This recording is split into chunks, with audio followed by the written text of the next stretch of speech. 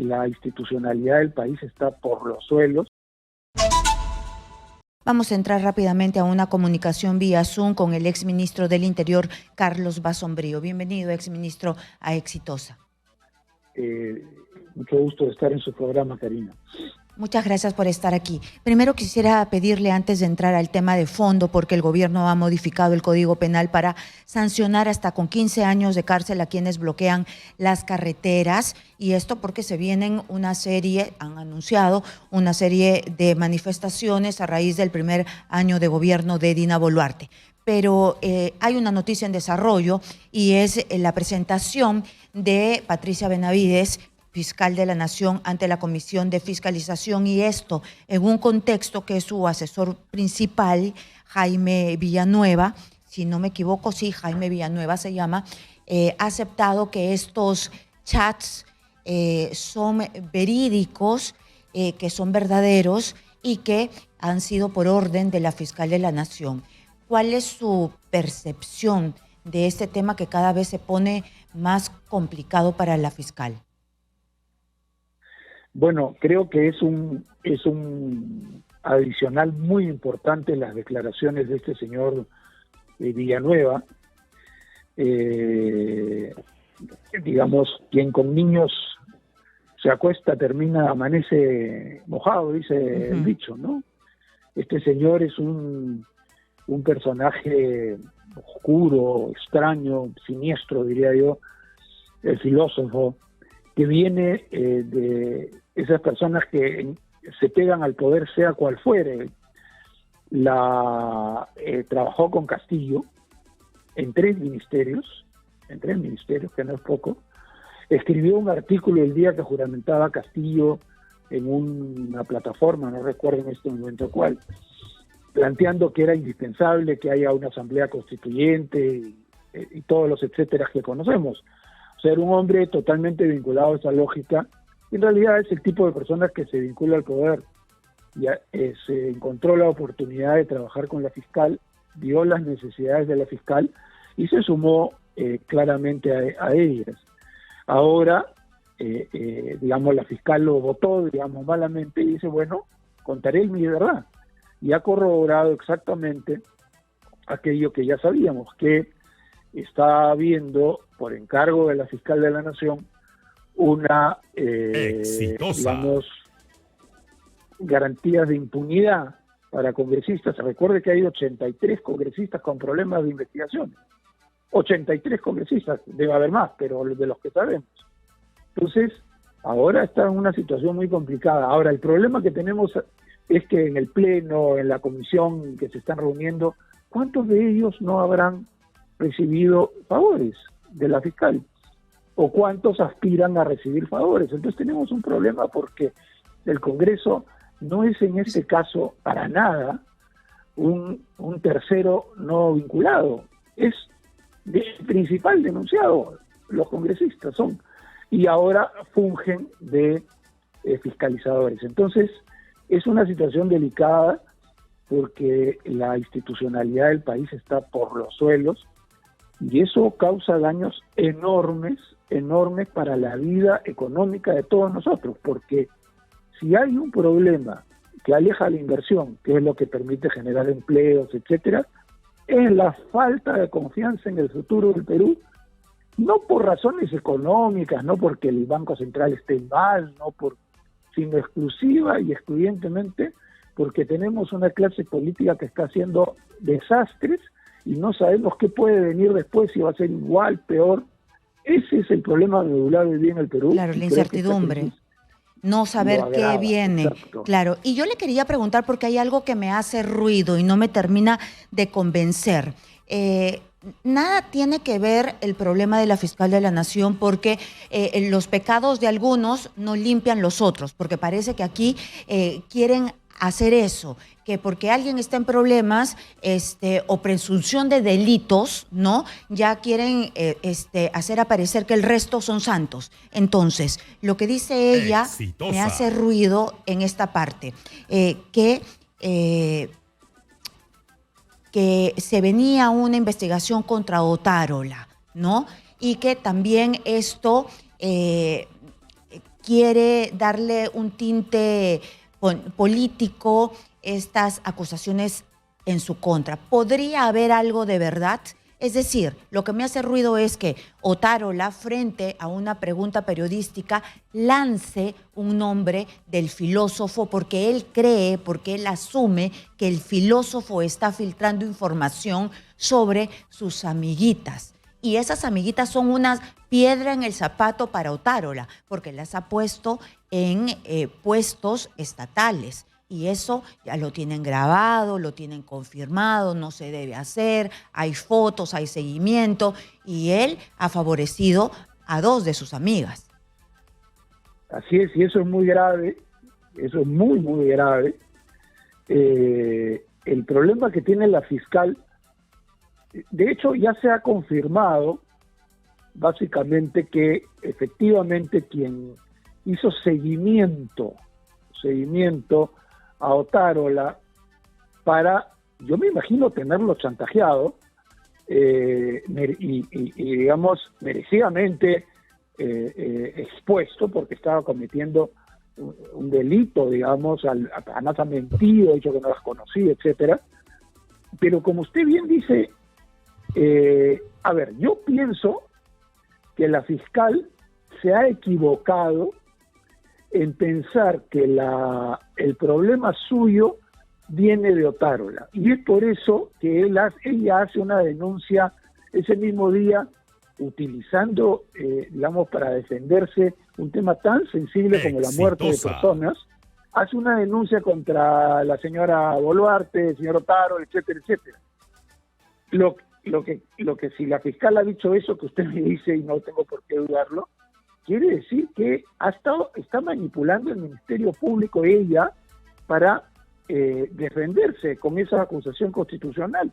Un tema tan sensible como la vida y la muerte de las personas no puede ser tratado de esta manera. No, yo creo que eso quedó en evidencia, ¿no? Otárola, eso quedó en evidencia cuando ella se ve investigada por Marita Barreto y sale en conferencia de prensa y utiliza esta investigación contra Dina Boluarte y Otárola por homicidio, ¿no? Claro, está clarísimo que fue su reacción y equivocada. Así, fíjese, primero, lo de Otárola tiene que ser investigado y sancionado, en mi opinión, ¿ya? Para mí también. Y eso es algo, ¿quién le hizo el seguimiento? Es otro tema, porque hacer el seguimiento también probablemente es un delito. Pero eso es otro tema, que también se investigue y se sancione. Pero acá lo que está en juego es ella equivocadamente, porque tampoco tiene mucho olfato y no tiene asesores pues tampoco tan importantes, por decirlo de alguna manera, para el bien o para el mal, confunde y cree que Marita Barreto y el coronel Colchado van a ser operadores de Otárola. Es nada más lejano de la realidad. Ya se sabe que hace 6 meses atrás un congresista o una congresista, no sé cuál es su género,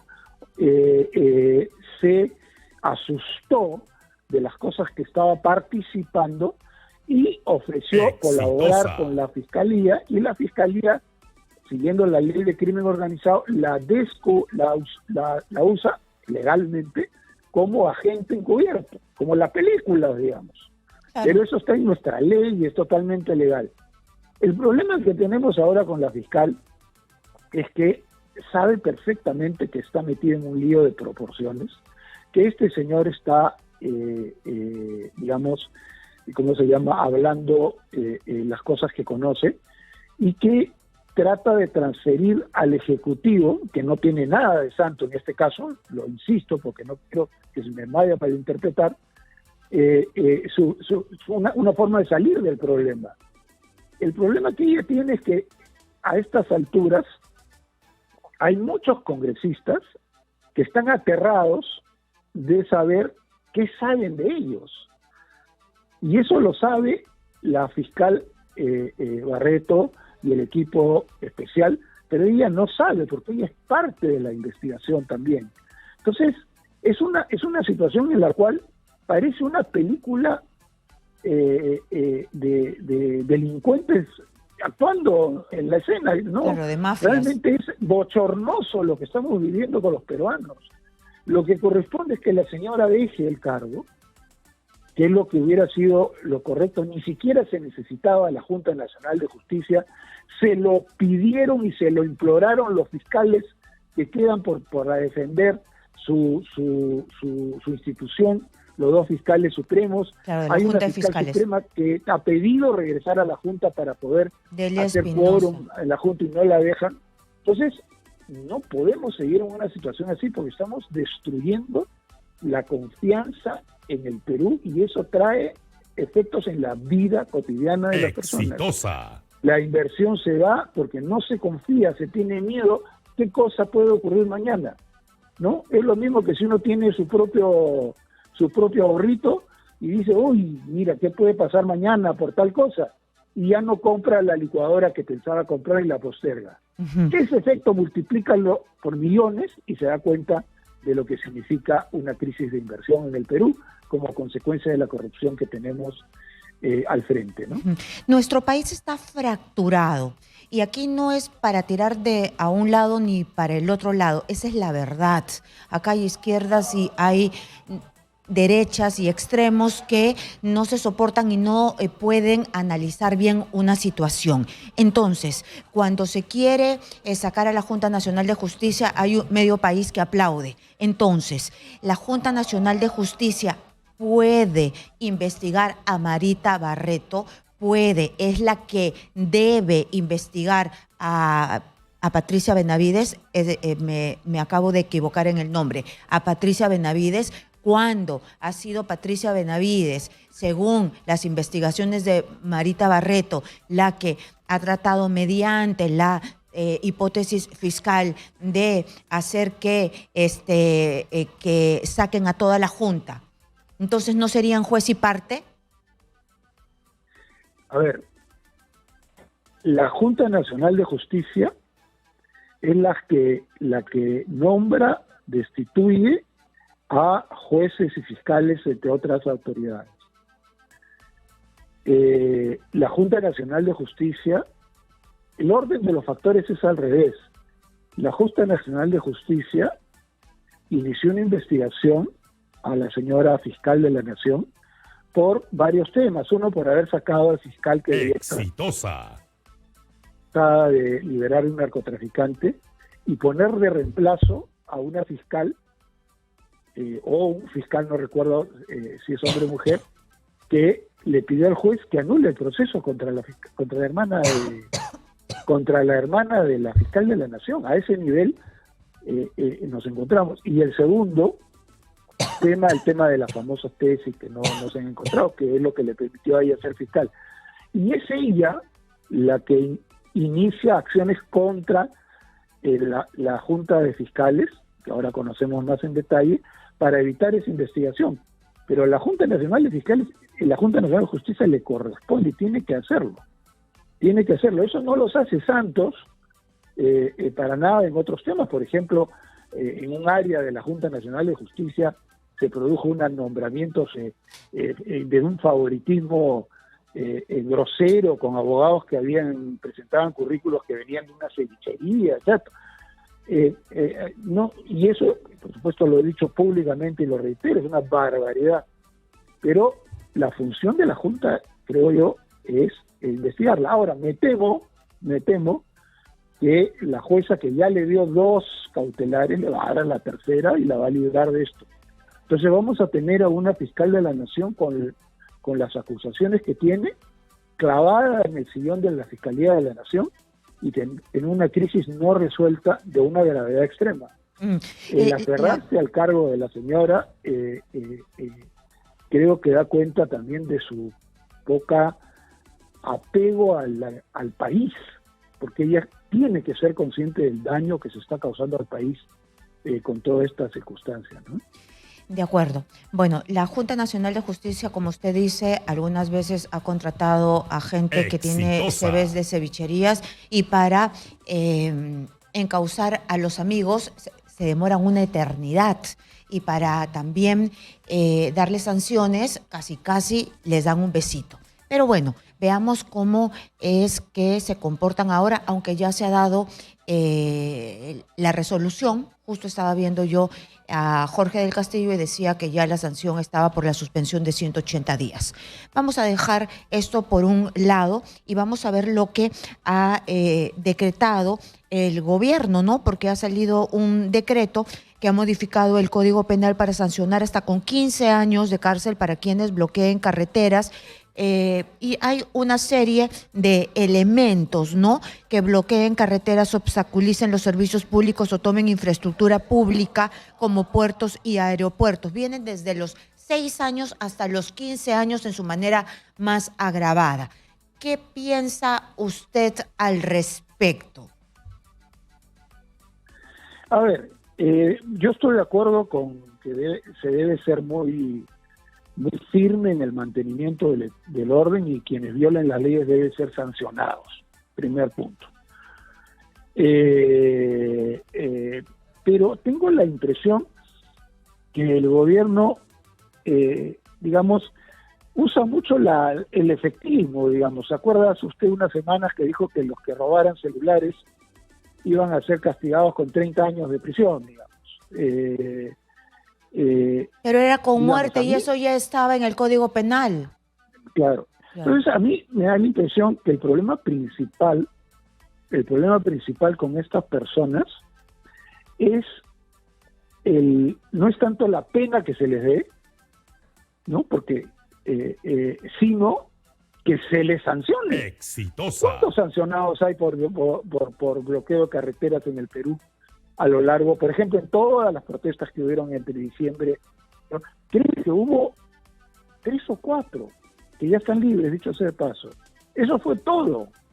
Entonces, a mí me parece que lo más importante es ser eficaz en el cumplimiento de la ley, y los anuncios impactantes, porque son impactantes, no sirven de nada para el mantenimiento del orden si no se va a trabajar bien en inteligencia, y si los jueces y fiscales de las zonas terminan siendo, digamos, como son de la zona, etcétera, más bien no acusan. Entonces, me preocupa un poco eso, que el gobierno, para el señor Otárola, todo se soluciona con medidas efectistas. Yo no creo que vaya a cambiar mucho esta situación porque sea 15 y no 10, no sé pues cuánto era antes, no creo que haya sido poco tampoco. Ojalá que sea, por ejemplo, lo que ha ocurrido el otro día ¿En Patás? Ayer, no, lo de Patás es otra historia bien complicada. Lo que ocurrió ayer en Barrio Chino, fíjense, la policía hizo su trabajo magníficamente bien, tenía una buena información de inteligencia de que iban a cerrar la carretera, apenas la cerraron, la abrieron. Eso me parece mucho más importante, y si además se le sumase que a los 2 o 3 dirigentes de esos se les detiene y se les sanciona por esto, creo que sería suficiente para solucionar el problema, y no es tanto un problema que diga 15 años, o de repente dicen cadena perpetua. No sé, el problema es ser eficaces en la aplicación de la ley desde mi punto de vista, y creo que en términos generales ese es el pecado del Estado peruano, que Estado trasciende gobierno, no se aplica la ley y se sanciona con la ley que se tenga, porque hay montones de leyes, pero todo el mundo hace lo que quiere en el Perú. Y eso, por corrupción, por ineficacia, termina siendo un paraíso de la impunidad el Perú, en todos los campos, ¿no? Para terminar, ya que se acerca el primer año de gobierno de Dina Boluarte, ¿cómo lo calificaría?